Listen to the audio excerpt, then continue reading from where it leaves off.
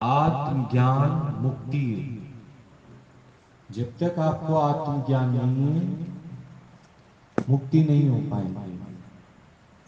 क्योंकि कहीं ना कहीं मन, बुद्धि, चित्त ये सब तुमको अपने में इन्वॉल्व करके रखेंगे।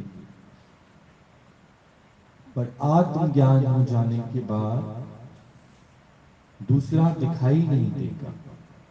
चित्त के कारण, मन के कारण, बुद्धि के कारण आपको दूसरा दूसरा दिखाई देता है। और जब तक दूसरा दिखाई दे रहा है, आप पाप और पुण्य की वृत्ति अपने अंदर बना के रखते हो। अगर पाप हो जाता है तब भी मन चलता है, और पुण्य हो जाता है तब भी मन चलता है। पाप और पुण्य दूसरे के साथ होता है, अपने के साथ कभी नहीं होता।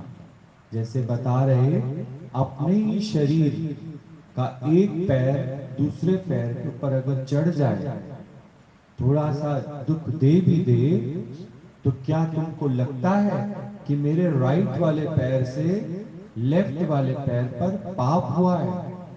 नहीं। और कभी कभी हम अपने हाथों से कांटा निकालते हैं अपने ही पैर का, तो क्या कभी ये भाव आता है कि इस हाथ ने पैर का उपकार किया? कभी भी ये भावना नहीं आती। तो ना पाप है ना पुण्य है। जब मैं ही हूं तो ना पाप है ना पुण्य है। तो आत्मज्ञान का अर्थ ही यही है, मैं ही हूं, दूसरा कोई नहीं। जहां तुम दूसरा देखकर कोई भी कर्म करने का भाव रखते हो, कोई कर्तापना तुम्हारे अंदर आ जाता है, तो उसी कारण तुम समझना कि अभी देह अभिमान है। देह अभिमानी कभी भी मुक्त नहीं है। वो पाप और पुण्य के चक्र में फंसा रहता है।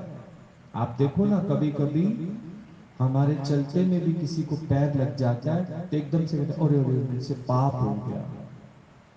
नहीं, सोच के देखो। पर ज्ञानी दूसरा देखता ही नहीं है, दूसरा देखता ही नहीं। ऐसे बच्चे सारा दिन विद्या का अपमान करते। कभी कभी बुक नीचे गिर जाती है तो बुक को चूमने लग जाते हैं। पढ़ाई नहीं करते वो लोग, पर बुक को चूमने लग जाते हैं, तो उनको लगता है जैसे पाप हो गया। तो क्या वो पुस्तक मेरे से अलग है? एक ही तो है, दूसरा कोई नहीं।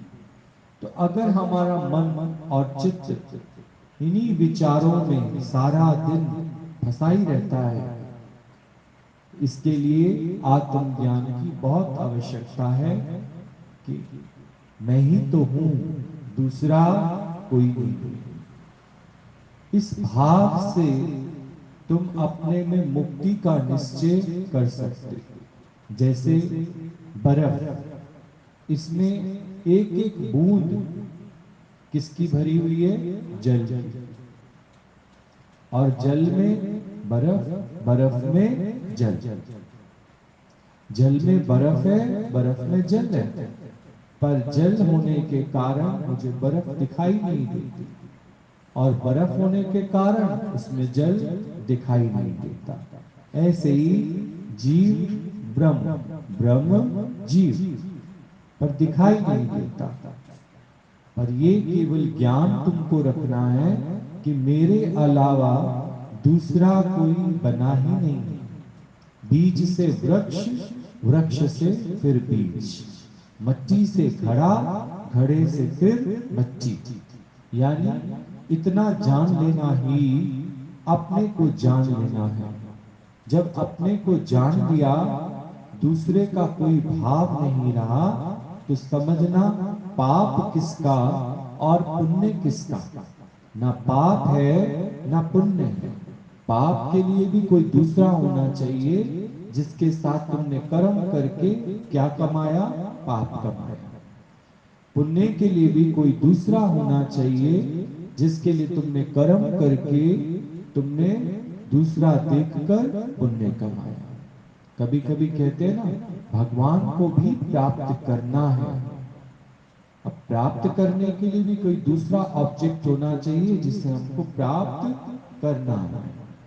भगवान ही है, भगवान ही है, ऐसा भाव मान लेना आत्मज्ञान है। तो जब भगवान ही है और दूसरा कोई नहीं है, तो प्राप्ति का भी जो तुमको संदेह हुआ है कि प्राप्त करना है, प्राप्त नहीं करना, केवल जागना। सतगुरु हमारे जीवन में आते हैं, चाहे दुनिया में कितने भी गुरु क्यों ना आ जाएं, पर जब सतगुरु जीवन में आता है, वो तुमको और कोई बात नहीं बताता, केवल आत्मा की बात सुनाता है, आत्मा की बात बताता है। ना तो तुमको धन की बात बताता है, ना तुमको तन की, और ना ही तुम्हें मन की बात बताता है। केवल एक आत्मा की बात बताता है, क्योंकि बाकी सब चीजें एक समय के बाद फेल हो जाती हैं, मिथ्या है। और तुम किसी को ये देकर सोचो कि हम उसको सुखी कर सकते हैं, तो मिथ्या का अर्थ जानते हो क्या होता है? जैसे माँ बड़ा अहंकार करती है, आत्मज्ञान नहीं होता ना उसको, बड़ा अहंकार करती है, मैंने अपनी पुत्री को एक गाड़ी दी दहेज में और 21 जोड़ी कपड़ा दिया, तो ये हमेशा रहेगा? रहेगा? तो मैंने तो उसको बहुत कुछ देकर फिर भेजा है, तो वो 21 जोड़ी क्या सारी जिंदगी पहनती है? गाड़ी क्या सारी जिंदगी रहती है? रुपया जो तुमने उसके अकाउंट में डलवाया सारी जिंदगी रहेगा? तुम किसी को मिथ्या पदार्थ देने के बाद कैसे कह सकते हो कि तुमने उसको सुखी किया? दो तो किसी को परमानेंट दो, और परमानेंट क्या है? भगवान। ये कहां से मिलता है? केवल गुरु के दर से मिलता है। सतगुरु तुमको देता है सच, जो परमानेंट होता है। पर अज्ञानवश हम लोग आकर भगवान के दर से हमेशा मिथ्या वस्तुओं की ही कामना करते हैं, और सोचते हैं मिथ्या वस्तु हमें प्राप्त हो जाएगी ना, तो हम सुखी हो जाएंगे। आज दिन तक कितनी सारी मिथ्या वस्तुएं तुमको मिली, पर सुखी हुए? क्योंकि वो बदलती गई। जो बदल गई है वो मिथ्या है, जिसके लिए बोला गया कि चेंजेबल। ये जगत जो है चेंजेबल, इसी की प्राप्ति में तो लगे हुए थे, इसी की प्राप्ति में लगे हुए थे, तो सुखी नहीं हुए। पर जिस वखर को तू लैन आया, वो राम नाम संतन घर पाया।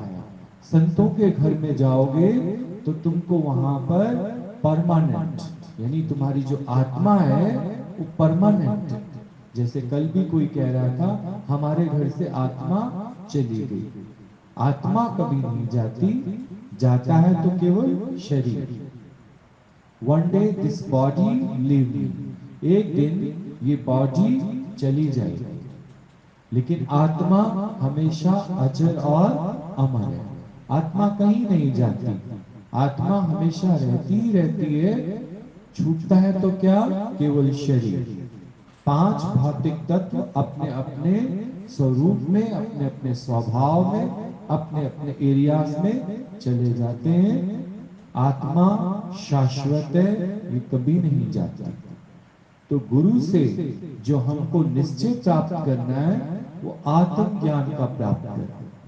कभी यहाँ पर नहीं आना मिथ्या वस्तुओं के संकल्प के लिए, क्योंकि वो तो चेंजेबल, आज मिल भी जाएंगी, पर इसकी क्या गारंटी है कि 4 दिन तक वो तुम्हारे पास सही सलामत रहेंगी?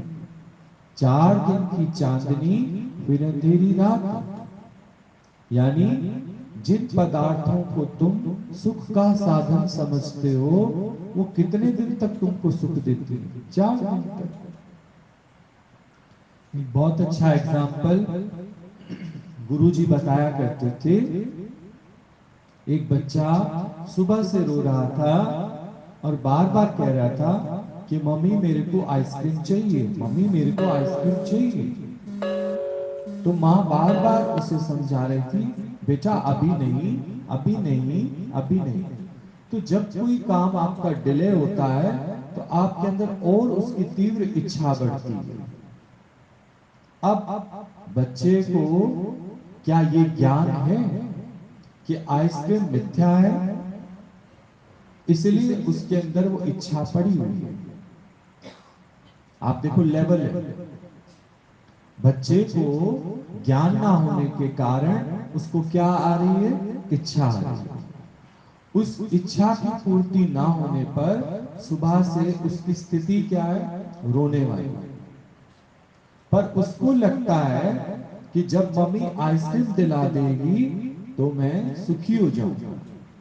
ठीक, तुम्हारी स्थिति भी पहले क्या थी, कोई भी चीज की कामना तुम्हारे अंदर हुई है तो जब तक वो तुमको प्राप्त नहीं होती थी, तुम उस वस्तु को प्राप्त करने के लिए कितना भटकते, कितना रोते, कितना अंदर में चाहत बना के रखते थे। आप सोच के देखो, तब आपको भी नहीं पता था कि जिस वस्तु की चाहत तुम कर बैठे हो वो वस्तु क्या है, मिथ्या है, बदल जाएगी। आइसक्रीम बदल जाएगी कि नहीं बदल जाएगी। और जो वस्तुएं तुम चाहते हो, जिनमें अभी भी तुम्हारा ध्यान पड़ा हुआ है, वो बदल जाएंगी कि नहीं बदल जाएगी। तो बच्चे को माँ ने आखिरकार शाम को जब वो बहुत रोने लगा, उदास रहने लगा, तो माँ ने उसको 5 रुपए दिए और बोला जाओ बेटा आइसक्रीम ले लो। कितनी देर तक उसने सुख लिया उसका, 5-7 मिनट। पर उसके लिए रोया कितनी देर तक, पूरा दिन रोया। आप पूरा जीवन सब सामग्री को इकट्ठा करने में लगा देते हो, पर ये सामग्री कितनी देर तक आपको सुख देती है, थोड़ी देर तक। मिथ्या होने के कारण बदलती रहती है। आप संतान में सुख देखते हो तो संतान बदल जाती है, बदल जाती है। कैसे बदल जाती है कि आप कितना भी उनको अपना संग दे दो, साथ दे दो, जैसे ही वो थोड़ा पैर बाहर निकालते हैं उनका मन खिलौनों में चला जाता है। फिर उनको आपकी जरूरत नहीं है, फिर उनको क्या चाहिए, खिलौने, पबजी। आप एक बार उनको मोबाइल की आदत लगा दो, सारा दिन आप फ्री हो, वो कभी आपसे नहीं कहेंगे कोई चीज के लिए, क्योंकि उनका पूरा ध्यान किस में चला गया, पबजी में चला गया। तो फिर संतान का सुख भी क्या है, मिथ्या, मिथ्या नहीं है। आप देखिए उसके बाद थोड़ा और बड़े होते हैं बच्चे, स्कूल जाने लगते हैं, तो स्कूल जाने के बाद फिर अपने फ्रेंड्स में, अपनी किताबों में, उसमें ही मस्त हो जाते हैं। पर आपने तो दिल लगा लिया, आपने तो दिल लगा लिया। आप आते जाते कभी यहाँ से गाल पकड़ते हैं उनका, कभी उनको छेड़खानी करते, तो वो आपकी ओर ध्यान नहीं देते, उल्टा और चिढ़ते हैं। चिढ़ते हैं कि नहीं चिढ़ते, वो मिथ्या सुख है। और अगर आप सोचे व्यापार धंधा, मिथ्या सुख है, बदलता ही रहता है। कभी ग्राहक इतने ज्यादा होते हैं कि आपको खाना खाने की फुर्सत नहीं होती, और कभी ग्राहक बिल्कुल दुकान पर चढ़ता ही नहीं है, तब भी आपका खाना पड़ा रह जाता है। विचार करके देखो, अगर तुमने व्यापार में सुख देखा तो वो भी मिथ्या सुख है। कोई एक सुख तुम बता दो जो तुम्हारी ओर से मिथ्या ना हो। कोई भी सुख ऐसा नहीं है जो मिथ्या नहीं है, सब बदलने वाला है। और तेरे दुख का क्या बन जाता है, कारण बन जाता है। एक आत्मा को जान लेना ही परमानेंट सुख है। जिस समय नचिकेता गया और उसने बोला मेरे को नित्य सुख चाहिए, परमानेंट सुख, तो वो परमानेंट सुख क्या है, आत्मा, जो आए और फिर कभी ना जाए। तो ये परमानेंट सुख है, ये कभी बदलता नहीं, बदलता ये कभी नहीं बदलता। जब आप अपनी आत्मा में टिक जाते हो तो आपको कैसे पता लगेगा कि हम अपनी आत्मा में टिक गए हैं? जब मिथ्या वस्तुओं के प्रति आपकी जो चाहत है, आपकी जो इच्छा है, वो जब खत्म हो जाती है, समाप्त हो जाती है, तब आप जानना कि आप किस में टिक जाते हैं? आत्मा में टिक जाते हैं। आत्मा का निश्चय क्या है? मिथ्या वस्तुओं से जब आपकी कामना और इच्छा खत्म हो जाती है, तभी समझना कि आप किस में टिक गए हैं? आत्मा में टिक गए। कभी कभी कोई कहता है ना, आत्मज्ञान का कैसे अनुभव होगा कि आत्मज्ञान हो गया? कैसे पता चलेगा? जब आपकी मिथ्या वस्तुओं में लगन ही नहीं रहेगी, चाहत ही नहीं रहेगी। ठीक है, जरूरत है, आप अपनी आवश्यकता को पूर्ण करोगे, पर उसमें आसक्त नहीं होगे, उनके पीछे भागदौड़ नहीं करोगे, उनमें लिप्त नहीं होगे, लिपायमान नहीं होगे। यही बात बता रहे हैं। पाप और पुण्य तुमसे कब हो जाता है? जब तुम मिथ्या को मिथ्या नहीं जानते, तब तुमसे क्या हो जाता है? पाप और पुण्य हो जाता है। पर पाप और पुण्य नहीं है, क्योंकि मैं ही हूं, दूसरा कोई नहीं है। ये जो मेरे अंदर चाहत जागती है आइसक्रीम के लिए या किसी भी सुख के लिए, वो मैं उसको दूसरा करके देखता हूं तो चाहत जागती है, पर मुझे उसकी जरूरत ही नहीं है। इसलिए जरूरत नहीं है कि वो हमेशा रहने वाली नहीं, सदा रहने वाली नहीं। सदा न संग सहेलियां, सदा न काला केश, सदा न इस जग जीवना, सदा न राजा देश। यानी कोई भी चीज ऐसी नहीं है जो परमानेंट है, वो समय के साथ साथ बदलते रहते हैं। कोई सीरियल आप देख रहे हैं, आपको बहुत अच्छा लग रहा है, बहुत अच्छा लग रहा है, लेकिन फिर थोड़ी देर में लिखा आ जाता है शेष भाग कल। तो आप कहते हैं अभी तो मजा आने लगा था, अभी कल, शेष भाग कल। तो कल भी जब आप देखोगे और आप धीरे धीरे ये बात भूल जाते हो, क्या ये तो मिथ्या है, अभी ये पूर्ण संतुष्टि हमको नहीं देगा। और जब पूरा इन्वॉल्व कर लेगा, फिर थोड़ी देर में लिखाएगा शेष भाग कल। उसके बाद फिर आपको एक चाहना बनी रहेगी, अरे जल्दी जल्दी काम निपटा ले, फिर सीरियल देखने बैठे। लेकिन जिस दिन आप उसको मिथ्या भाव से जान लोगे, आपके अंदर इच्छा, चाहत, उसको प्राप्त करने की लालसा, वो अपने आप ही क्या हो जाएगी? खत्म हो जाएगी। दुनिया का एक भी सुख बता दो जो बदलने वाला नहीं है। तो फिर घूम फिर कर हे अर्जुन आ, अपनी आत्मा की शरण ले ले, क्योंकि जहां जहां तू भटक रहा है, वहां वो सारे सुख एक समय के बाद क्या हो जाएंगे? बदल जाएंगे। और दूसरा दूसरा देखने के कारण उन वस्तुओं को पाने के लिए कभी तू पाप का सहारा लेता है, कभी तू पुण्य का सहारा लेता है। अगर तुम सोचते हो पीपल पर जल चढ़ाने से वो वस्तु मुझे प्राप्त हो जाएगी, और एक अभिमान तुमको आ जाता है कि देखो मैंने कितना पुण्य कमाया, अब वो वस्तु मुझे प्राप्त हो जाएगी।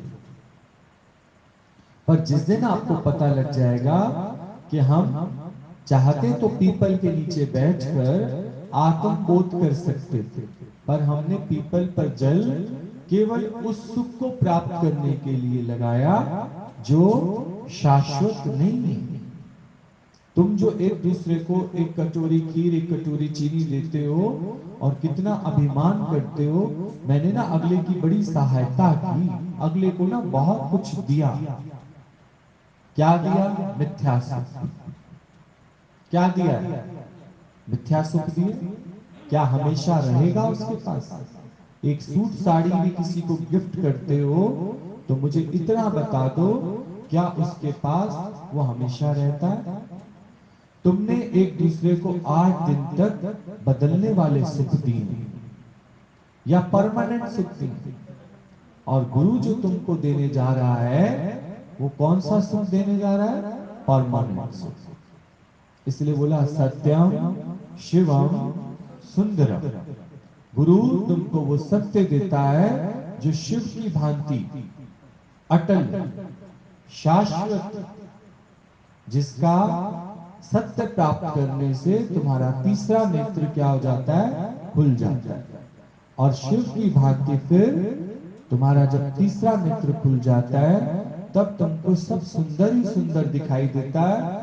तुम्हें कहीं मीन मेक नहीं, कहीं खोट खराबी नहीं दिखती। तो सत्यम यानी पहले पहले सत्य को जानो। क्या है सत्य? इतना ही जान लो सत्संग में आकर, जो अंदर में तुम्हारे सारा दिन फुरने उठते हैं या जिस सुख को प्राप्त करने के लिए तुम भटकते रहते हो, वो सुख कितनी देर का है? और वो सुख दूसरा करके दिखाई दे रहा है या अपना आप करके दिखाई दे रहा है? दूसरा। तुमने दूसरे की भावना रखते ही उसके लिए, उसको प्राप्त करने के लिए चोरी, ठगी, बेईमानी, झूठ, छल, ये किस में ट्रांसफर हो गया? पाप। लेकिन आत्मज्ञान हो जाए तो तुम किससे उपराम हो जाओगे? पाप से उपराम हो जाओगे। आत्मज्ञान हो जाने के बाद क्या तुम्हें उन मिथ्या सुखों को प्राप्त करने की इच्छा रहेगी कि जो सुख हमारे बन ही नहीं सकते, उन्हें पाने के लिए हम झूठ बोल रहे हैं? जो सुख कभी हमारे हो ही नहीं सकते, उनको पाने के लिए हम किसी को धोखा दे रहे हैं, छल कर रहे हैं? और विचार करके देखो, जब वो उस परमात्मा का ना बन सका तो हमारा कहां बनेगा? इतना जान लो। पर तुम्हें कितना रहता है, ये मेरे, ये मेरे, ये मेरे, ये मेरे, ये मेरे हैं। नहीं, केवल माया में होकर आए हैं। जान लो ये सुख बदलने वाले। कोई रहता है, पति पत्नी का संबंध ही देख लो, धीरे धीरे बदलता जाता है। पहले विषय सुख के कारण आप देखो कितने आसक्त हो जाते हो, फिर बाल बच्चे बीच में आ जाते हैं, फिर बच्चों में मन चला जाता है ना? तो फिर उतना प्रेम उनसे नहीं रहता जितना तुम अपनी पत्नी को प्रेमिका के रूप में करते हो। फिर धीरे धीरे बच्चे और बड़े हो जाते हैं, उनकी शादियां हो जाती हैं, उनके बच्चे जब आ जाते हैं तो मन उनमें चला जाता है, अपने बच्चों से हटके, और पोते पोतियों में चला जाता है। फिर पोते पोतियों के साथ हमेशा रहता है, उनसे भी मन बदलता रहता है। फिर अपनी बेटी के बच्चे हो जाते हैं, फिर मन उनमें चला जाता है। फिर उन्हीं कारण जब गर्मी की छुट्टियों में रहने आते हैं, बेटी के बच्चे भी हैं और बेटे के बच्चे भी हैं। तो आप बेटी के बच्चे का जरा सा भी पक्ष लोगे तो बहू क्या कहेगी? हाँ, यही तुम्हारे अपने हैं, अभी तक तो यही अपने थे, अभी तो इन्हीं के लिए मरे रहती थी तुम। आप सोच के देखो तो क्या हुआ? मिथ्या सुख। ना सुख वहां है, ना सुख वहां है। कहां है फिर सुख? आप सोच के देखो, बदल रहा है ना सुख। तो आत्मा में सुख, अपनी आत्मा में सुख है। नहीं तो ये सब करने के लिए तुम्हें पाप कमाना पड़ेगा। जहां तुमने दूसरा देखा वहां तुम अपने लिए पाप वृत्ति बना लो। और दूसरा देखकर अगर सोचो तुम किसी की मदद करते हो, ये ज्ञान भी सुना कर आते हो, तुम सोचो पुण्य का काम कर रहे हो, तो नहीं। पाप और पुण्य से उपराम होने के लिए बताया निष्काम। और निष्काम तभी हो सकता है जब मुझे कोई फल की चाहना नहीं है। पर हमें तो फल की चाहना है। अगर एक रायता हमसे अच्छा बन गया तो फल की चाहना है ना कि कोई तारीफ तो करे। घर में जो तुम सारा दिन स्वादिष्ट व्यंजन बनाने में लगे रहते हो, तो इतना तो रहता ना कि कोई तो तारीफ करे। और तुमने किसी की कमी निकाली और उसको बोला हटो, तुमसे नहीं होगा, हम बनाते हैं, अपनी जान फंसाई। अपनी जान फंसाई क्योंकि तुमने अपने को श्रेष्ठ समझा कि हम अच्छे से बना सकते हैं। वो एक दिन गलत बनाएंगे, 2 दिन गलत बनाएंगे, 3 दिन गलत बनाएंगे। उनको तो छूटने की कला आती है, तुम्हें फंसने की कला आती है। उन्हें तो छूटने की कला आती है। जानबूझ के उन्होंने उस आइटम को खराब कर दिया। अब तुम्हें क्या लगा? इतना थोड़ी हमारी इनकम है जो रोज रोज हम लोग अपने बर्तन जलाएंगे, रोज रोज अपनी दाल जलवाएंगे। हटो हटो, 10 मिनट का काम है, 1 घंटा लगा दिया। वो अंदर से सोचते हैं शुक्र है प्रभु,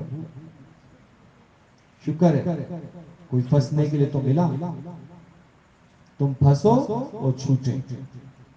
पर अगर तुम थोड़ा सा नुकसान सह लो तो अगला व्यक्ति सीख जाएगा, सीख जाएगा कि नहीं। पर तुम सर पे ही खड़े रहोगे, तुम सोचोगे कि नहीं नहीं ऐसे तो हमारे बड़े नुकसान होते रहे। पर ये जो ब्रह्म निश्चय तुम नहीं कर पा रहे, इससे सामने कोई बहुत बड़ा लॉस है? वस्तु पदार्थों का तो लॉस है, करने दो, जो कर रहा है उसको करने दो, तुम छूटते चलो। पर आप देखो हमने एक एक कार्य में, एक एक कर्म में अपने को फंसाते ही चले, फंसाते ही चले, फंसाते ही चले, और वो सामने वाला छूटता ही चला। भले आत्मज्ञान नहीं सुनता हूं, लेकिन वो छूटता ही चला। नहीं, इतना ही आपको लगता है तो साथ खड़े होकर सिखा दो ना। बोला नहीं वो सीखना ही नहीं चाहते, ये तुम कहते हो, वो सीखना नहीं चाहते। ऐसे तो तुम भी ब्रह्म ज्ञान में नहीं बैठना चाहते थे, तो क्या गुरु खुद ही अपनी क्लास लगा के बैठ गया? तुम्हें प्यार कर करके, केयर करके उसने आत्मा का निश्चय तुमको करा ही दिया है। ऐसे तुम उनको सैंडविच बनाना सिखा सकते हो, पर तुम कहो ना नहीं हम खुद ही बनाएंगे, इससे कम से कम 2-4 लोगों की तारीफ हमें ही मिल जाएगी और हम इन्हें बदनाम कर ही छोड़ेंगे, इनको नहीं आएगा कुछ बनाना। तो लोगों में कम से कम हमारा एक बन जाएगा ना रुतबा कि देखो हमें सैंडविच बनाना आता है, इस बेवकूफ को तो आता ही नहीं है। अब भी तुमने दूसरा देखा, दूसरा देखा पाप कमाया। आज गुरु भी यही सोच के छोड़ दे कि बस जैसे दुनिया में साधु संत होते हैं, वो तुम्हें आत्मा का ज्ञान कहाँ देते हैं, बस तुम्हें कहीं ना कहीं किसी काम में उलझाए रखते हैं। ये धागा ले जाओ, ये भभूति ले जाओ, ये फलाना ले जाओ, दे सकते हैं तुमको वो आत्मा का ज्ञान, पर वो तुमको पूर्ण करना ही नहीं चाहते। अगर कहीं ये शुद्ध ज्ञान है आत्मा का, तो केवल प्रमिला भगवान के दर पर ही है, जहां गुरु करे आप समान। तुमने आप समान किया। अगर सोचो तुमको बहुत अच्छी रेसिपी कोई आती है, तुम्हारे साथ कोई रहता है, उसको क्यों नहीं बनाना आया? उसको क्यों नहीं आया बनाना? आज गुरु का साथ तुमने किया तो क्या गुरु ने बोला अरे तुमसे नहीं हो पाएगा, छोड़ो। गुरु तो यहाँ अपने समान सबको बिठाकर कहता है 2 वचन बोलो गुरु के, महिमा बोलो गुरु की। आज 2 वचन बोल रहे हो, कल 4 बोलोगे, कल कि ऐसे तुम्हें लात मार के तुमसे नहीं होगा काम। मेरे ही आगे रखा करो माइक, हम बोलेंगे बस, और कोई नहीं बोलेगा। मैं तो भगवान हूं, तुम सारे भगत हो। ये क्या है? दूसरा भाव। पर आत्म ज्ञान में आप जपे, आप कड़छी चलावे और नाल चलावे। तुम भी कड़छी चलाओ और साथ में चलाओ। वो पिता कामयाब होता है जो दुकान पे बैठते बैठते अपने पुत्र को भी लायक बना दे सकता। नहीं, पर ये सोचता रहे अरे ये तो पुत्र है, इससे नहीं हो पाएगा, ये तो सब लुटा ही देगा। तुम बंधे रहो, तुम बंधे रहो, वो बैठ के वहां पबजी खेलता है। नहीं, पर उसे आप समझ दोगे तो सीख जाए। नहीं सीखेगा।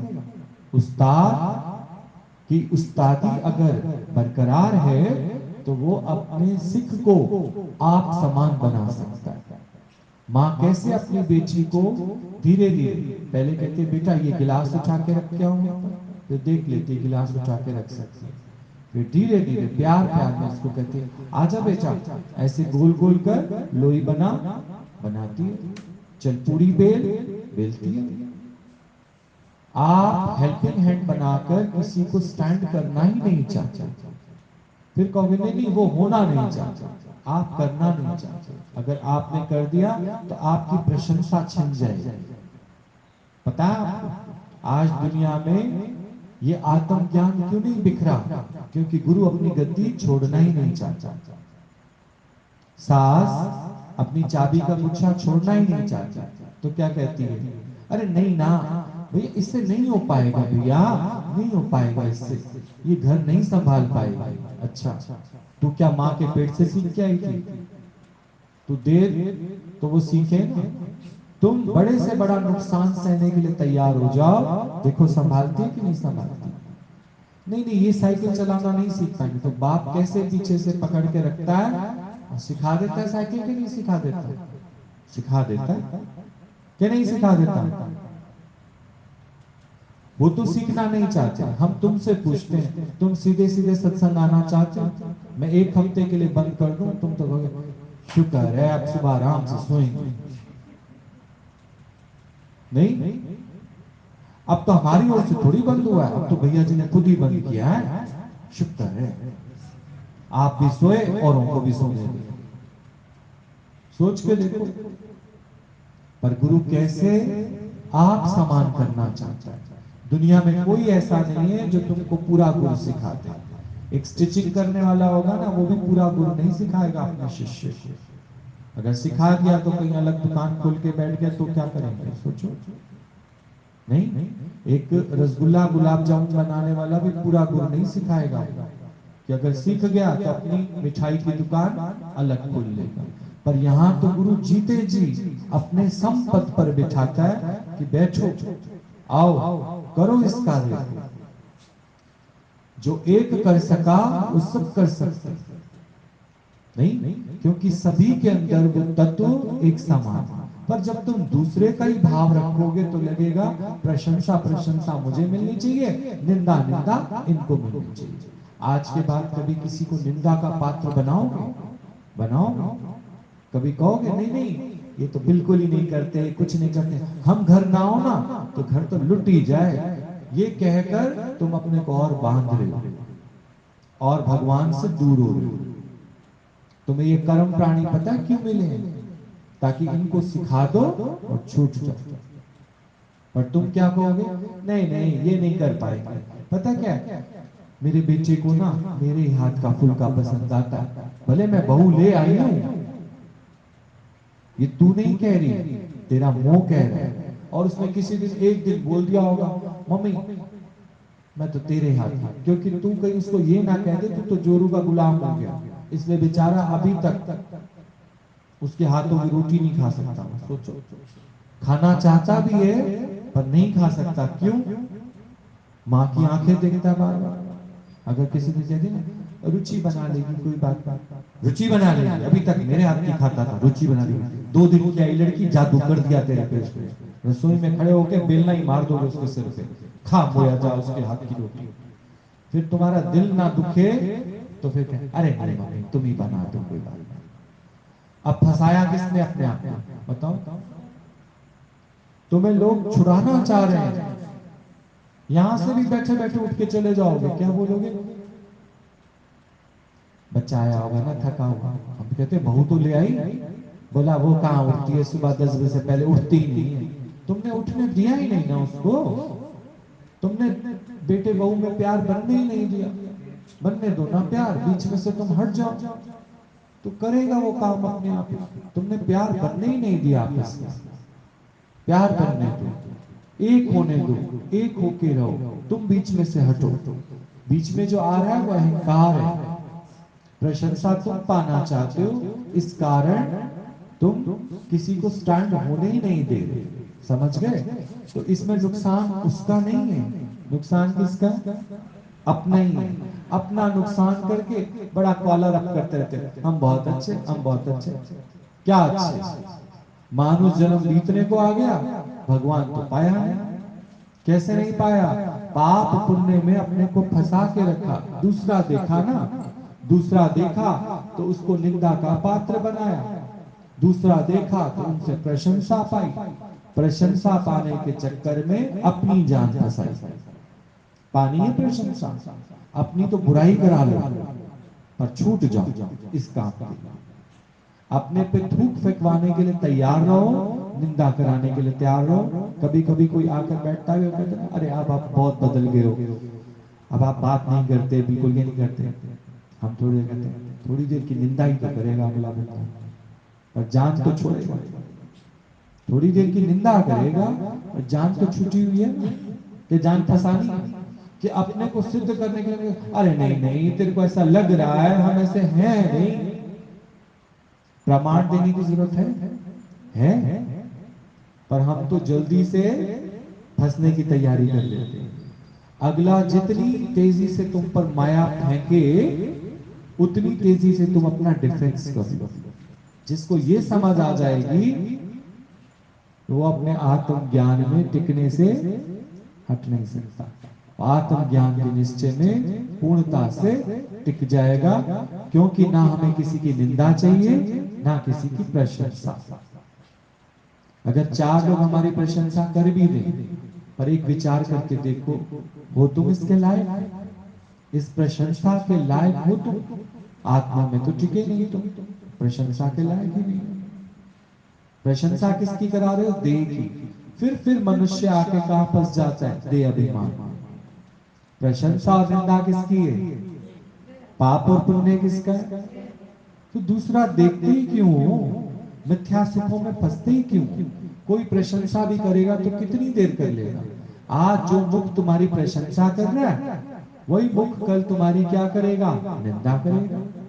मिथ्या सुख, प्रशंसा का भी सुख ले रहे और दूसरे की निंदा होने का भी बड़ा सुख ले रहे।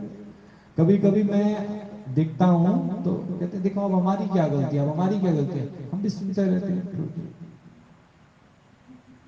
हम कहते तुम्हारी यही गलती है कि तुम अभी तक आत्मा में टिके नहीं, बस यही गलती,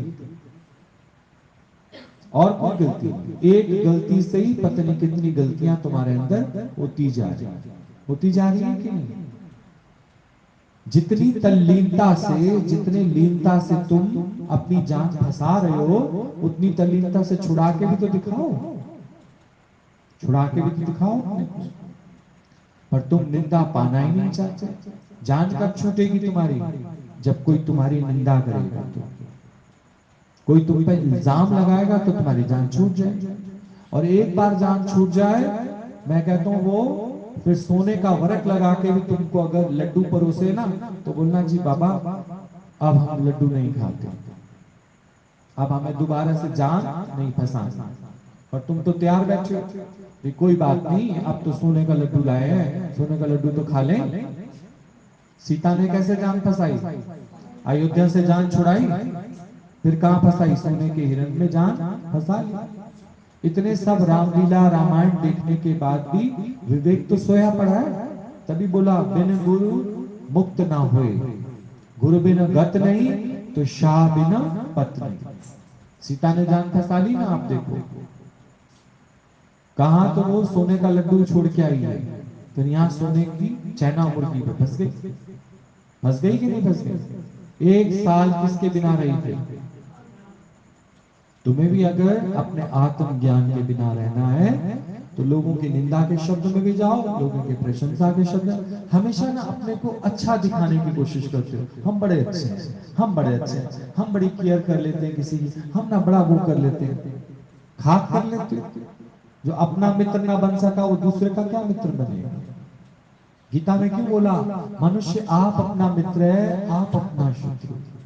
जब तुम इस राह के लिए अपने मित्र ही नहीं हो, सब कुछ मिथ्या होने के बावजूद अपने मिथ्या में जान फंसाए बैठे हो, तो तुम ये अपने मित्र, तुम किसी का भला कर सकते हो?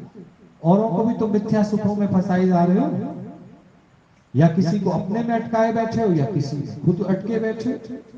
मारो लाते, मारो, न तुम फंसो न किसी को अपने में फंसा, तब जाके कहना टिकोगे आत्मज्ञान। ठीक